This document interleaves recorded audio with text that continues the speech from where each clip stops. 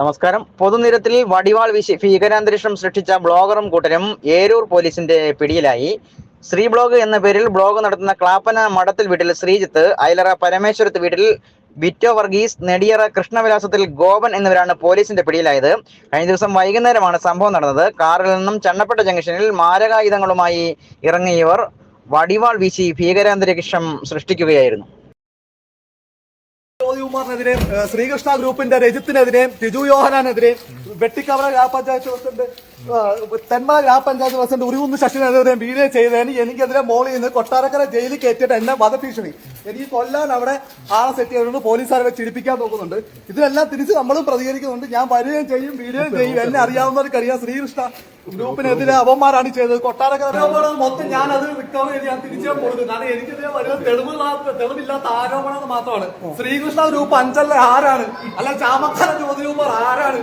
നമുക്കൊണ്ട് പാർട്ടിക്കാർ കൊണ്ട് നമുക്കത് എന്റെ ഫോണ് പിടിച്ച നിമിഷം മുതൽ എന്റെ ഫോൺ ഓഫ് ചെയ്ത് വെച്ചേക്കുവാണ്. എനിക്കൊരു കോൺടാക്ട് ചെയ്യാതെ അമ്മ ഡയറക്റ്റ് കേസ് ഡോക്ടർ ഷാഫി, വിജയ ഹോസ്പിറ്റൽ ഡോക്ടർ ഷാഫിയും പിന്നെ ടിജു യോഹനാന, പിന്നെ തെന്മല ഗ്രാമപഞ്ചായത്ത് ഉരുകുന്ന് ശശിധരൻ, ഇവർക്കെതിരെ വധഭീഷണി എനിക്കുണ്ട്.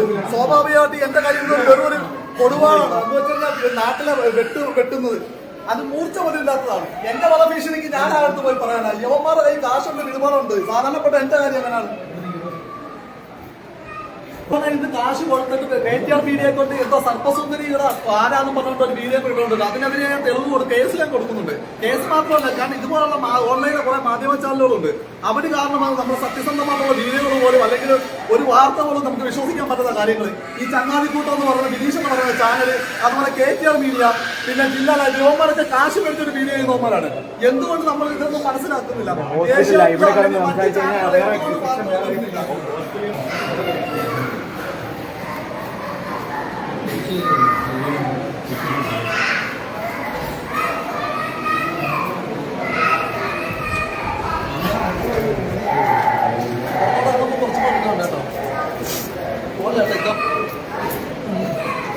അവരോട് സംസാരിച്ചതിന് ഇത് കണ്ടോ തിരിച്ച് മുറുക്കി വെച്ചേക്കുക.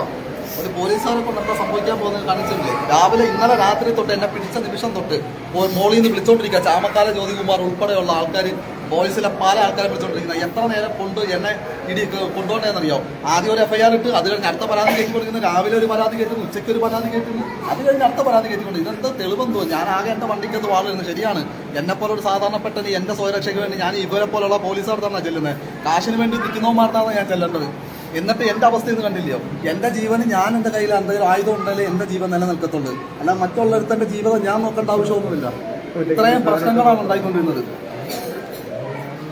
ഇത് ആരൊക്കെയാണെന്ന് അറിയാമല്ലോ.